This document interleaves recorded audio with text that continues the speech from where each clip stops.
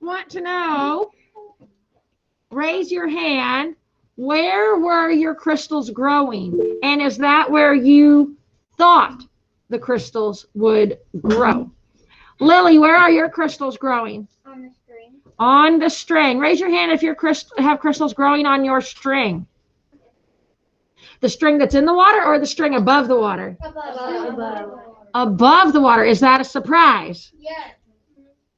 Did anybody anticipate to see crystals on the string hanging above the water? No. I did the weekend and saw some of them like that, and some of them grew overnight when I added more salt in for you guys. Where else do you see salt grow or crystals growing? Kaylin. Macy, where else do you see? On the side. On the sides. In the water or above the water? In the water and above the water? Yes. Mostly right on the edge, like right where the water. Look at Kaylin's. Okay. What's that crazy? Kaylin's is crazy. So close. Look in the inside. Woo, baby. Yeah, we're going to use this one. I'm going to very carefully try not to destroy Don't hurt it, Miss Dan. Please don't destroy me. All right, I don't know how well you guys will be able to see this. Let me pin it so I can see. Don't make it move. Okay, here's Kaylin's. She's got crystals on her paper clip. She's got crystals all around the edge here. Show her the. And let me see if I can get closer. You can tell her whole string. It's a black thread that we used here in class, navy blue, and her entire string is coated with crystals too. So yeah, Kaylin's is like going bonkers compared to everybody else. She's got a little bit of salt at the bottom, but not a bunch compared to everybody else's. Mine has like little things coming up. All right, so we're gonna keep letting those grow. If yours hasn't done anything yet, then I would suggest maybe adding a little or a lot more salt to it, and seeing, because I'm guessing probably the salt was happy and it dissolved. You need more leftover salt, I think, for the crystals to start kind of evaporating and trying to catch on to something else. So we'll look more on those and we'll keep an eye on them all week long and see what they're doing. But for today, let's head to page 330 in our science books. And some of this is going to look and sound familiar. We did talk about this earlier this year, but it's been a while. Okay. And now where we're going today is a little bit different, because we have talked about the atmosphere, and we have talked about the biosphere, and we have talked about the hydrosphere, and we have talked about the geosphere now. And today we're going to talk about all of those resources that we have on Earth that make us unique here on Earth. Not any other planet has the 4 spheres, all of them. So it's important that we maintain the 4 spheres, and that's what we're going to talk about for the next couple of weeks before the end of the quarter. How we maintain the 4 spheres and keep our planet happy and healthy. Yeah. Thanks, Mace. Okay. So first off, let me rewind and say that we have talked about fossils and fossil fuels once before when we were talking about biosphere. Before we realized we were talking about the biosphere, we had a chapter we were talking about dinosaurs and fossils. You guys remember that? And I said that the fossils have carbon in them, and we even talked about fossil fuels when we learned the carbon cycle. Keep your page on 330, put like your finger there, but flip back to page 186. Flip back to 186.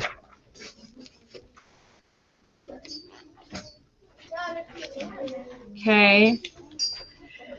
That is the picture that looks like this, the carbon cycle. Find on this picture where it says coal, natural gas, and oil. Find the coal, the natural gas, and the oil. Where are those three things? The coal, the natural gas, and the oil. Fiona, where are those items? Kind of looks like it's on the ground, but actually it's like underneath the ground.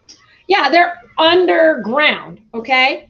And we know that all the area that we can get to underground is still the crust. So that is part of our geosphere, that we have natural gas, oil, and coal down there. You guys know coal is like something that we can burn that creates energy. Same thing with natural gases and oil. We burn those to make energy. Now, flip.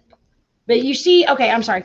On this diagram, do you see that the coal, the natural gas, and the oil, they're underground? And then you see an arrow that comes up from the ground to the house. You guys see the diagram where that, okay? Natural gas, oil, and coal are fossil fuels. They are things that we use for fuel, for energy, for our homes, for our cars, for all the things that we need to power. We use these gases and these oils to create energy for the things that we use on a daily basis. Even factories, they get powered by burning coal. Some of them, especially back in the day, they had coal-powered everything. So when we say fossil fuels, we're talking about these three things underground: the coal, the gas, the natural gas, and the oil, okay? Now, that being said, when it comes above ground, you can see that arrow brings it back up to the house, and it says combustion. That's when we use it. We burn it up to use it for energy, okay? Flip back now. I just wanted you guys to kind of remember that diagram, because we're going to need to remember that diagram going forward. But flip back to 330 now, because I wanted to just remind you or teach you, tell you what are fossil fuels. So they're all of those underground things that we can use to create energy above ground, okay? Why do you think they're called fossil fuels? Kane, why are they called? They have decomposed animals that They're kind of like fossils. They're kind of like fossils. They're made out of, those fuels are made from the decomposed remains underground. That's why we're finding them deep under the earth, under the crust, in the crust, deep down there. All of the pressure from all of the different things has pushed and pushed and pushed. You guys remember the rock cycle. All of that pressure is creating those, combined with the decomposed stuff from plants and animals, is creating those natural gases, oils, and fuel that we can burn. So it is fuels that we can burn, fuel for our car, fuels for our houses, created from what is basically fossilized stuff underground. Okay. All right, good. Sophie. I found alliteration. You found alliteration? Yes. Good. I like that you're pulling that out. Okay. So how are fossil fuels used? At the top of page 330, Zeke already volunteered to read. So Zeke, if you're there, I will let you go for it. Page 330. Okay, yeah. Okay. So how are fossil fuels used? When fossil fuels are burned, they release energy from the sunlight that was stored in the dead plants and in the animals that ate them. People can either turn the stored energy into different kind of energy or use it to do work. For example, gasoline in a car releases energy that runs the engine. The energy released from burning oil is also turned into heat energy and is used to warm buildings. Natural gas can be burned in a stove to cook food or in a furnace to heat a home. Electricity is a form of energy that people use every day. Electricity is used to light homes, schools, office buildings, and streets. It is used to run equipment such as clocks, elevators, DVD players, and computers. Most of the electricity that people use is made in power plants. In a power plant, energy is used to make an electric generator move. As the generator moves, the electricity is produced. The electricity then travels through wires to places where it is used, such as your home. All right. Actually, go ahead and finish that next paragraph on the next page, Zeke. That's all part of it. Okay. Power plants get the energy to run electric generators from sources such as coal, oil, and natural gas. However, these energy sources are Non-renewable resources. A non-renewable resource is one that can be used up faster than it is made. It took millions of years to make the oil, natural gas, and coal that we use today, but we may use up these resources in only hundreds of years. All right, thanks, Zeke, for reading. Good job. Okay, so that word non-renewable. Put your hands down. I'm not. We're going to discuss for a minute before we read again. Non-renewable resources. That's like a very important vocabulary word. If you're keeping track, I would say pull out your notebook right now and let's write down non-renewable resource, because that is one that I want you guys to remember. It is going to be important. We are getting close to a unit test in science. Okay. What's a unit test? Like all the stuff we've been talking about, the Earth's layers, Oh no. and all of this The scientific conservation that we're about to learn. I have watched so many science videos, it's already stuck in my head. Or is it? Dun dun dun. So what are we writing now? Okay, you are writing down non-renewable resource, the thing that is highlighted here. And then the words that come now in a notebook, not on your dry erase board. I have my notebook at home.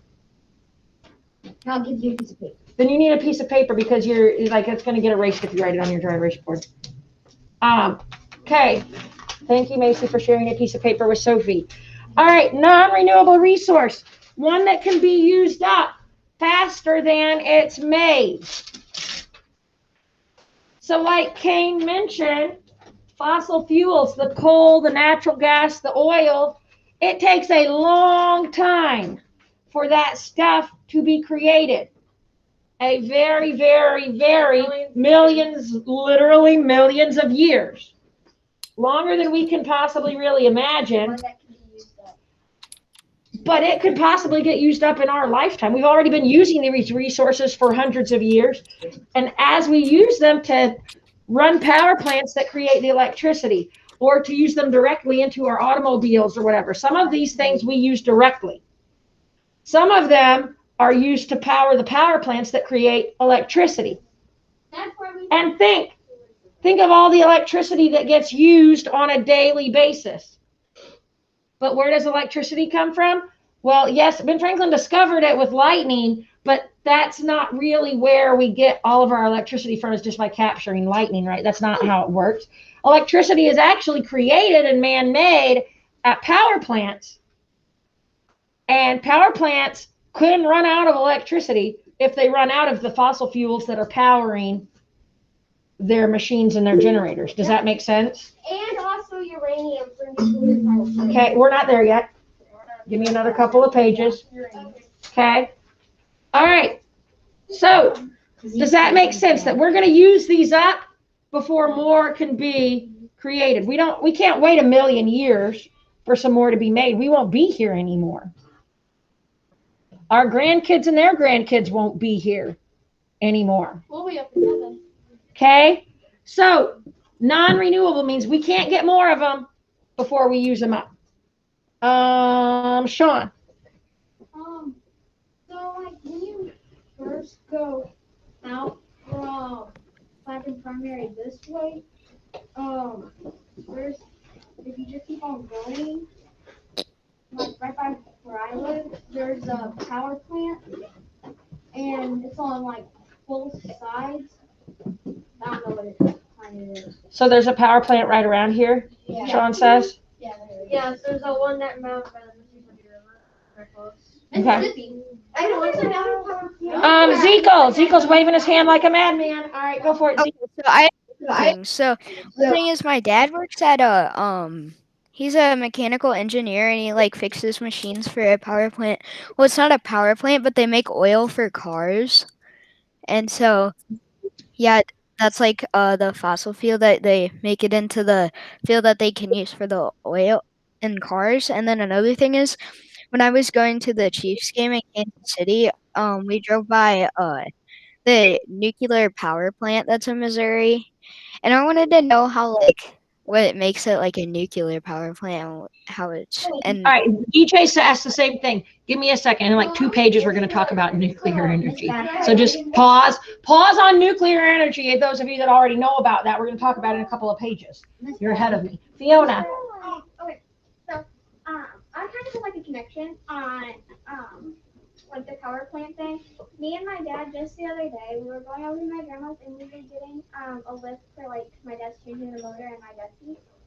And on the way back, so I forget what we were talking about, but it got us hooked on electricity. And I asked him, how's electricity made? And he told me that it's from coal. And now I'm learning that coal comes from fossil fuels. I remember I just learned that not so long ago. And I'm like, oh, so it's kind of like all connected. It is. Science, it's all connected. Yay. Get excited. Okay. Miss Bam, how do I get a water? No, I need you to stay here for right now. All right. So now we're going to keep reading. Or did, Kane. The power plant that's down there, I don't know what they're doing, but every once in a while, you hear like an alarm kind of, going like everywhere, and then all of a sudden, a boom. It's like they're blasting or something. Yeah, they are. They're blasting stuff. They are. I think they're blasting. And you can feel the blast at school. The power plant is doing mining. Why would they be blasting? They're blasting deep into the earth so they can get to the fossil fuels that they need to run their generators. Okay. I assume. I don't know. I don't work at the power plant. Okay. You guys are around. Yes. All right. Magnadoodle, come up here and read renewable resources. Oh, wait, I have a connection to the oil rig thing. Okay. I lived in Oklahoma for a few months, and right outside our house, like a block or two away, there was this big oil rig, and in school, we had to learn about oil rig safety and not to go to oil rigs because it's very dangerous and you can fall down or you get hurt very easily. Oh, wow. Okay. Because apparently there was like a few kids climbing the fences, so adults saw them and stopped them, but because of that they had to give safety rules because there are people almost Oh, wow. go down some oil rigs in Oklahoma. Wow, that's crazy. Thanks for sharing. Okay. Mags, renewable resources. Earth also has renewable resources. A renewable resource is a living or non-living resource that can be replaced naturally in a short amount of time. Pause there. Write that one down. Renewable resource. It can be replenished in a short amount of time. We can get more of it in a very short amount of time. solar energy is one. Calm down. What do you think might be examples of renewable resources, different kinds of energy that we can get quickly? These are kind of some of those alternate energy sources that you may have heard your families or on the news. Kane, I saw your hand first for this one. So it's stuff like farmers, so they always have stuff coming in every year. Okay. All right. So one renewable resource is like the farmer's crops. So we have like new crops growing every year. So we constantly have new food growing every year. So we're not going to run out of food. Miss And Bab, even meat. There's constantly baby cows being born, baby piglets being born. We're not running out. We got chickens everywhere. They're bred for food. And then the farmers are constantly growing new crops from year to year. So that is one resource that we have. Fiona. Miss Bab. Oh, hang on. My virtual friends are whispering at me. Yes. Miss Bab. I've had my hand raised like a long time. But I know like solar energy. And one time when I was in Springfield I was visiting my relatives. I was in Springfield and there was a solar field and it was just this bunch of solar panels and there was like this thing next to it at the end of it around a fence and it had it was like this green light and it showed how much on it showed how much how much energy was in it and it was storing the energy. It's called a solar farm, and I happened to see one when I went to Disney a couple summers ago. Hang on, I'll present. When you are driving to Walt Disney World, hang on. Hang on. Why are you guys screaming? It's actually, so what Zeke's talking about is called a solar farm. So solar power is when we can actually take the direct energy from the sun's rays. And there's these special panels that turn it into energy. And guess what? Because it's close to Disney, those solar panels are in the shape, if you're high up in the sky, they look like Mickey. But if you're down on the ground, they look like this. They're just rows of these black panels. Rows and rows and rows of these black panels, and they're absorbing all of that energy directly from the sun's rays, and they have a way that they convert it into what is called clean energy. It's not, you don't have to burn anything to get the energy. We're just getting the sun and using it directly, kind of like plants do. I know. Jason. So, like, when you're driving out of Peevely by McDonald's, I'm pretty sure it was, I saw, like, so there's that La Pachanga. Okay, so thing. Jason said at Peevely by the La Pachanga, you're leaving Peevely. And there's, like, not like that, but there's just some things, solar panels. Yeah, sometimes you see a couple of these on the roofs of people's houses. Yeah. Some people have solar power at their homes. Okay. Pause for a second because I know you guys want to volunteer lots of other types and talk more about solar energy. I have another example. Of a renewable resource. No, I have another example of solar panels. Okay, DJ wants to give us another example of solar panel. Legoland actually incorporates their solar panels into, they put them on top of their like garage for cars, and they incorporate them into there, and then the garage actually has all the solar panels on top so they can save space. Oh, well that's pretty cool. Okay, great. Wait a second. Down by my house, there's this corner that goes on to Johnson. There's this house right there on the corner of the street, and it has solar panels right behind it. Okay. How many of you have seen a house with solar panels on top? Okay, so almost all of us. There's tons of them in my neighborhood. All right, Fiona. Okay, so this is kind of like another usable source then. But my question is, like, how do they always know that they're always gonna get it? Because like the windmills, how do they always know that it's gonna have wind one day? Wind. You don't always have wind. So Fiona says, well, but this isn't reliable. And solar panels, there are cloudy days. Do solar panels work if it's cloudy and rainy? No. No. So they're renewable because it doesn't take a lifetime to get plenty of solar energy. No, probably just a couple of days and the sun will be out again. Not 2 years. But that's why solar power is an alternate energy source and not the energy source, because can we get enough power from solar panels to power everything we need for as long as possible? Probably not. Not with the solar panel technology that we currently have. We can't gather enough of it to last through the winter, because think we have so much less sunshine in the winter, we would run out of power if all we had to rely on was solar energy panels in the winter. Because think of all the energy you need to heat your house.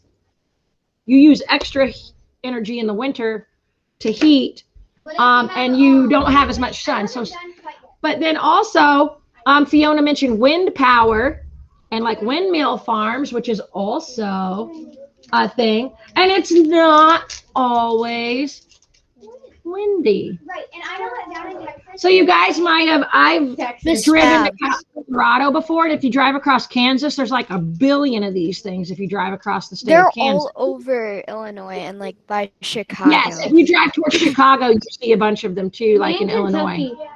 And Kentucky. It's bad, but one thing I had was like I saw Josie say this, but like I used to have like a black seat on my bike, and like it was always really hot because black absorbs sunlight. That's so yeah, I was gonna say, like, when I drove to Michigan, we went through Chicago, and there were so many of the wind turbines. Yeah. Okay, Mags, hop up. I know I've got other hands raised, but we got to keep going. All right, so Maggie's going to continue reading for us. Are we reading? All right. Yeah, you're reading. Okay. I'm listening to you. Okay. You were here, I think. Wind, water, and power. Yeah. Wind, water, power, and sunlight are considered non-living renewable energy sources. Living renewable sources include things such as fish and forest. Living renewable sources must be treated with care. It is possible to use pollution of living things faster than they can reproduce. Once completely gone, a living thing cannot be replaced. Okay, so that's when we talk about like animals and plants becoming extinct. If somebody were to go for whatever reason, let's think of an endangered animal like pandas or tigers. Now they're not around here. I can't just go like take out all the pandas and tigers, but let's just say somebody does. They are a non-renewable resource, because if you take out all of them before they can reproduce, are we ever going to see live pandas again? No. So they can be renewable resources in that pandas are able to make more pandas. Pandas are vicious. But if you kill all the pandas before they can do that, then now they are a non-renewable resource. Same with forests. We know that some forests, put it in the turn-in tray. I'm in the middle of science, yo. All right. Forest. We know that some forests are torn down to build buildings and cities. When those forests are gone, do the animals that live in those forests have anywhere to live? No. Their entire habitats were taken out and destroyed. So it makes it very difficult, and those animals have to find somewhere else to live, and they may or may not find another habitat that is suitable for them. Now, why are wind, water, power, and sunlight considered renewable? Sophie, why are they considered renewable? I was actually going to say. I just had when you said the animals that were endangered, I was going to say that I read a Weird but True book, and there's only 1,000 otters out there. Otters? I didn't know that. Okay. All right. Josie, what were you going to say, babe? Do I need to go back to my seat? Yeah, you're good. Because she left. I don't know what you said. Okay. All right. Why? Okay, so I'm going to go back to my question because nobody answered it yet. Wind, water, power, and sunlight are considered non-living renewable energy sources. I think it's easy to see why they're considered non-living, because sunlight isn't alive, water and wind, they're not alive. But why are they considered renewable? Jason. Because there's always going to be more out there. You're not going to be able to lose wind before it can reproduce, because it's always going to be around. And Right. Water, it's always going to be around. Exactly. These things are always around and generally fairly plentiful. It's always windy somewhere. It's always sunny somewhere. And there's water, we know, covering most of the earth. No matter what, there's always going to be the same amount of water in this earth. Because Matter is neither created nor destroyed. We will learn that next quarter. Even when you drink the water, it always comes out. Ew. Matter is neither created nor destroyed. We cannot. Yes, you are. What? Is he correct? Yes. Did we learn about our endocrine system that rids our body of all of those wastes? Yes. We already had these really deep bathroom discussions in here. Don't act like you're nervous about this, friends. Jason isn't correct. He said the water on Earth. We can just take the water off Earth. No, he said whatever you consume comes right back out. Like it doesn't just. Water on Earth. It's bad. Matt, wait, what? Hang on. No. There is a thing called conservation of matter, and we will learn about it next quarter. And Excited about it. stuff is always here. It never really goes away. It might change form, but it never disappears. I was joking. It was a joke because I was saying Like when you dissolve salt in the water. I see. Okay. All right. Okay, so let's talk more. You guys already know about some of this stuff. We've already been talking about some of this stuff. I'm going to read for a while. How can wind, water, and the sun provide energy? Our planet provides other sources of energy that make electricity, keep us moving, and keep us warm. Any source of energy other than the fossil fuels is called an alternative energy source. So wind, moving water, and solar energy, write those down. Alternative energy source. Any source of energy other than a fossil fuel. So not what we're pulling out of the ground. We're on page 332 at the top. Alternative energy source. Any source of energy other than fossil fuels, including wind, water, and solar energy. I would put those examples down in your notes. That is going to be helpful when we get to a study guide next week. Done. Okay. All right. Okay, that one was long. While you are writing, I'm going to read the next little paragraph. Sunlight can heat water, air, or other materials. It can also be turned into electricity. The energy in wind and moving water can be used to move machines and make electricity. All right, so more detail about energy from wind. Wind is simply air that is moving. The wind moves the blades of a windmill, which are attached to gears and shafts. And you see the picture at the bottom, and I had it on the screen. These gears and shafts are connected to an electric generator. When the windmill blades turn, the parts of the generator move and electricity is produced. Ezekiel. Miss Fab, so last night I turned on the TV and there's like so they were looking at this these two guys were like they went out to this guy's house and they were looking at this antique like generator, and like you put kerosene in it and then you crank it and there's this thing on top that spins really fast and then it turns the light on. It's cool. It was like a very, very, very old-fashioned generator, like one of the first ones, it sounds like. Okay. All right. Yeah, it had like a Thomas Edison. We're gonna, guys, we gotta keep moving at this point, okay? Write down your question if you want to remember it. Windmills are used to produce electricity in several states, including California, Hawaii, and New York. Other countries, such as Denmark, Germany, and India, also use energy from the wind. And like I said, I showed you those pictures, and you may or may not have seen them driving down the interstate if you ever travel. Pictures of a windmill farm. It's just rows and rows and rows of windmills, and it's called a windmill farm. So yeah, it's like you can see, look in the background, how many windmills are in the back of that picture, because it takes a lot of wind energy to equal the same amount as we have from like electricity and from the fossil fuels. Okay, Look how far down it goes. it goes way far back and way all the way down, miles and miles and miles. And they call it a farm because it's taking up all of this land, just like crops and regular farm type stuff would. Okay. They put them there? People built them. People built them, and they're super, super tall, like crazy tall. They don't necessarily look like it in the picture, but a person would probably only be like this tall standing next to it where my pointer is. Okay. All right. Continuing on. Wind energy does not pollute the air we breathe. This is super important because if you burn something, what happens? If I'm burning coal or oil or something, it pollutes, right? There's smoke and there's different chemicals and things in the smoke that get in the air. Power plants that are constantly burning all of those fossil fuels give off a ton of pollution in the air. Sam. Why are they okay? I don't know what to say, but why are they trying to make electric cars like a lot of electric cars when they're still like polluting the air with the electricity?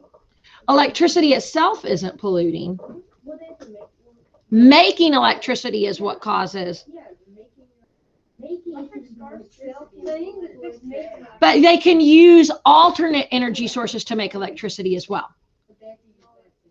Okay, so I can use wind power to create electricity to power a car, and then an electric car, and then it would be entirely clean, no pollution. Okay, but if I'm using electricity from a power plant, the power plant is releasing a bunch of chemicals into the atmosphere and smoke and smog and everything into the atmosphere and polluting the air. Then if you don't have an electric car, like I don't have an electric car, I just got a regular old car that I put regular old gasoline in. So you guys know you have an exhaust pipe on the back of your car, and hopefully, as long as all of your car passes its inspection, it's not giving off a horrible amount. But you guys have probably all seen a car on the road that's just got like tons of black smoke poofing out of the back of it, looking awful. Maybe like an old junky car that somebody didn't fix up. You guys have seen those. They're causing like legit amounts of pollution in our air. And so that's why it's important that we use things that like electric powered cars, because electricity itself isn't giving off any pollution. Get yourself a Tesla. And I can create electricity with the wind, the solar, and the water power. So I can make clean energy and use it in a clean car that doesn't burn anything. And then I'm not polluting our non-renewable ozone layer. Miss Bab, we need to get a Tesla. A Tesla. I don't have the money for a Tesla, but thank you. If you want to buy me one, I'll take it. Kane. Oh, you want to take a picture? I was driving on the road once a couple weeks ago, and we were behind this big truck, and then when it moved forward, just like clouds of black smoke just went all around us. Yeah, like clouds of black smoke. Also, you guys know you like drive down the interstate and you see like the big semi trucks, and you're like, boop boop. How many of you are like boop boop boop to the semi trucks? Right? And they're like, and when I do that, it's like black smoke out of the top of their truck. I liked watching that. Yeah. Yeah, you know what's mean? Okay. Most of them just looking like Riley. Okay, What's wrong with one it? day we were driving on the road, and they were like these two trucks, and they purposely did this. Like they went so fast that black smoke came everywhere. They almost caused a wreck. There was so much black smoke around Riley, it almost caused a wreck. Okay, wind energy. I'm back in the book. Hang on, hold it. Wind energy does not pollute the air we breathe. However, it can only be used where winds blow almost all the time. Some people are concerned that windmills might interfere with the flight paths of migrating birds. Yeah, because if they have like a certain flight path, and then they build like a windmill there, the windmill will be spinning, but it looks like it's moving slow, but it's actually going really fast. So Yeah, windmills can take out entire flocks of birds, because what Grayson said is it might look like it's moving slowly, but it's actually like Going so fast. crazy fast. And so the bird might think it can fly by there, or might not even see it, because I don't know how a bird's vision is. And it totally just gets like smoked, destroyed. Okay. Okay. Grayson. So I was watching this show. It's about nuclear power plants, actually, but it's like 72 dangerous places to live, and they built this nuclear power plant somewhere. I can't remember where it is, but they built it in like the 1900s, somewhere around then. And then once they finished it, they were trying the first nuclear explosion, and then it gone wrong, and then it caused so much pollution that the air around the whole town had to be locked. Like they had to get locked out of their own town. There's actually a town around here that's been like totally shut down. Because it was radioactive air. But there's like 3 or 4 people that still live there. There is a town, I gotta think of what it's called. Kane, do you know? I know a town where actually some people were so attached to their house, they still stayed, even though a That's nuclear explosion happened next to them. There is a town, if you're on your way to Six Flags, you drive past what this town, and it's like a town that used to be a town, and like a subdivision, and you can see old abandoned stuff, and there's like fences, and it's all overgrown now.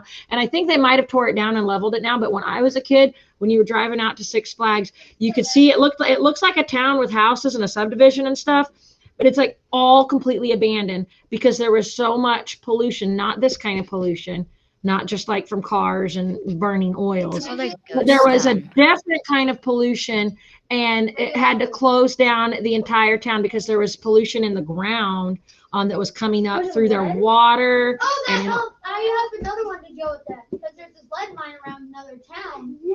I know. And it's the same show, and they lived there. Well, there was miners that go in there and mined it, but later on in their years, like let's say they're like in their teens, and then they go up to their 40s, and then they start getting sick from the lead and all that, and the lead was growing out of rocks and everything, and they had to shut that town down too, because it was growing all underneath it, like all the way underneath the ground, all under their town. It's bad. I love you guys. I've got to finish I reading. have something to share. I know, so do 18 other people, but I don't have time for 18 people to share right now, baby boy. All right. I have to use the bathroom. That you can do. Okay. All right. Energy from moving water. Let's talk about this. If we have time to share at the end, you guys can share all your energy and pollution stories. Okay. All right. Energy from moving water. Water running through streams and rivers has energy. Water wheels use energy from moving water to do work. Running or falling water turns a wheel that moves an axle. The axle can be connected to one of a number of different machines. In a mill, the axle moves two large round stones. When grain is put between the stones, the motion of the stones grinds the grain into a powder. In a hydroelectric, what does hydro mean? Water. So water electric plant, running, falling, or flowing water spins a generator. The prefix hydro means water. You guys are smart. The hydroelectric plant is one that uses water to produce electricity. Hydroelectric power plants do not pollute air or water. However, they can only be used where there is moving water. They may also affect animals that live in the nearby waters. Because of fish. Right. Because fish. Oh yeah. Still again with the moving fast thing. Like, yeah, if the generators and the things are moving fastly, the fish and the different little sea creatures could get sucked into it. Kane. There's actually a guy who worked there, and he recorded fish just all stuck in the generator. There's like a lot of fish stuck, like all in the. I feel sorry for all the fish stuck in the generator. Jason.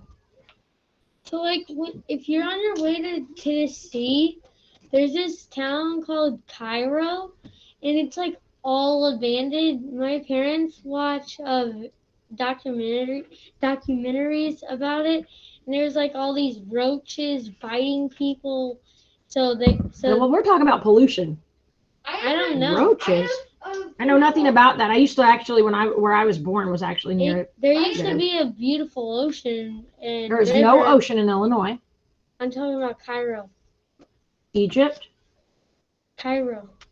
On your way to Tennessee, there's a town. There's no ocean on my way to Tennessee, babe. There's Cairo. Cairo is in Illinois, southern Illinois, and it's on the river. It's on the Mississippi River. Yeah, I know because I grew up like not far from there. They're In a town called Carbondale. Okay, all right. Moving on. Yeah.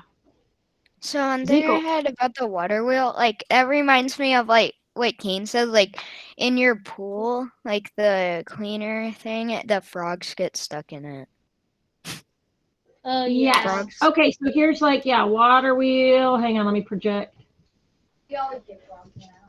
Hello. All right, so if you couldn't picture water wheels in your head, it's this kind of a thing. You've got running water pouring over the wheel, making it run. It's in Hocus Pocus. Yeah, that one right there, on the end right there is. No, that's not what I wanted.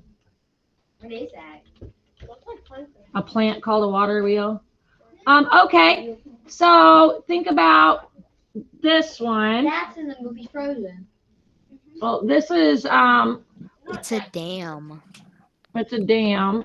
And an area like this is where they can easily have enough flowing water to utilize power from it and actually power things, okay?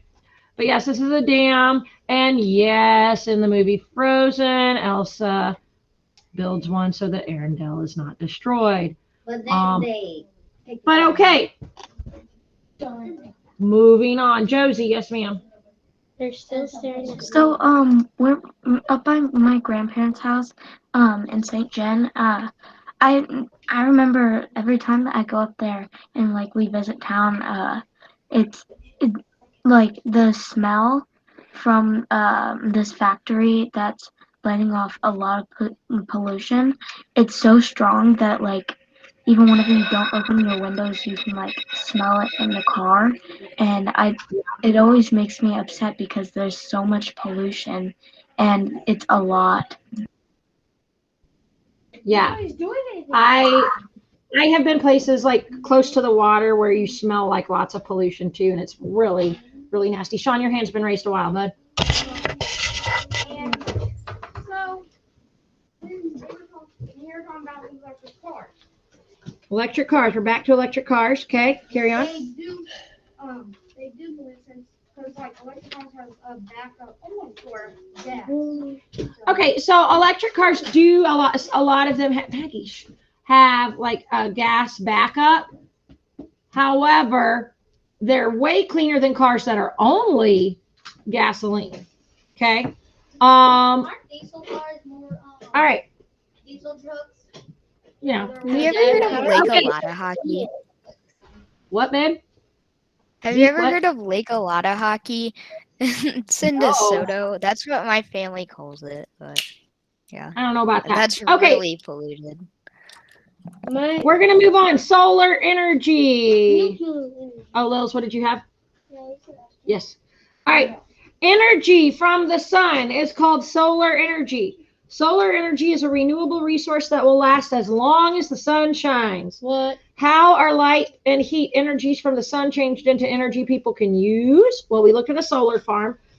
Fields of solar cells turn the sunlight that strikes them into electricity for homes. Some calculators are powered by solar cells that change sunlight into electricity. Solar energy can also heat water for a house. Solar energy will not run out. It does not cause pollution of any kind, and it is available wherever the sun shines. In order to be most effective, solar cells need to be located in areas where cloud-free days occur most of the year. So, and we looked at pictures of solar farms. Now, why we're talking about that solar energy, water energy, and wind energy are cleaner forms of energy. Tell me again, why are cleaner forms of energy important? DJ, why are cleaner forms of energy? Actually, I'm going to go to Josie. No offense, DJ, but I don't think I've called on Josie like yet. It's probably killing her. Josie, why are cleaner forms of energy important? So that we don't pollute the earth. Why does pollution matter? Because pollution is very bad for the earth, and it will destroy it. Okay. Yeah, some of, okay, Kane. The ozone that doesn't make us like all burn up. It's being rotted away by cars, exhaust, and all the fossil fuels. Yeah, that ozone layer we learned about when we talked about atmosphere. Ozone layer has 3 ways it protects us. It protects us from the UV rays. It holds in heat from the sun to keep us warm. And it contains the oxygen that we breathe. The ozone layer is very, very important. Without it, all life on Earth dies quickly. Now, guess what, though? Bad news for you. The ozone layer is disappearing. It is getting eaten away by pollution from fossil fuels and various other chemicals that we are putting, not plants, various other chemicals, all man-made stuff that we're doing is eating away at the atmosphere, at the ozone layer. She said plain. Eating away. Okay? So these chemicals and these man-made things and burning fossil fuels, different types of exhaust and chemicals in the air, eating away at the ozone, little patches and little holes in the ozone. Not enough to make a difference yet, but go another 100 years. Like, how's that going to change things? Okay? So, DJ, go ahead. I actually have I think it's more known. It also has a documentary on it, but it's actually very interesting. There was a nuclear power plant that had waste on site, but then they hired a company to get rid of it, and then that company hired another company, and then the nuclear power plant stopped, so there was just a bunch of waste. So all the excess chemicals he turned into a cleaner, and he was cleaning roads for money in towns. But then one town got it cleaned so often that since it was nuclear chemicals, it actually started polluting the ground, and then it soaked into the water, and everyone started getting sick. That's exactly what happened to this town that's near here that closed down. Yeah, that exact thing. I think that's the one. I've gotta look up what that town is called. We'll talk about it tomorrow, because tomorrow we're going to talk about a couple more forms of alternative energy: nuclear energy, geothermal energy, and biomass. So we got 3 more alternative energies. We're going to finish up with those tomorrow. Josie, yes, ma'am. So one way that you could also help pollution, a major thing, is cleaning up trash, because like there are certain ways to help stop pollution, and a big one is cleaning up trash. Agree. Yes. Miss We're going Bat. to talk more about preventing pollution and other conservation things as well this whole next week. Zekel. If I don't call him Did Zekel you next know week, that he- there's only one nuclear power plant in Missouri? I did not know that. Nope. Because the United States hasn't fully actually. All right, Sophie, yes, ma'am. Is there a worksheet for this? There is not a worksheet today. Tomorrow we'll have a worksheet that goes over today and what we talk about tomorrow. Okay, so that's what we got going on. So for today we are done. I'm going to hit stop record. You guys are good to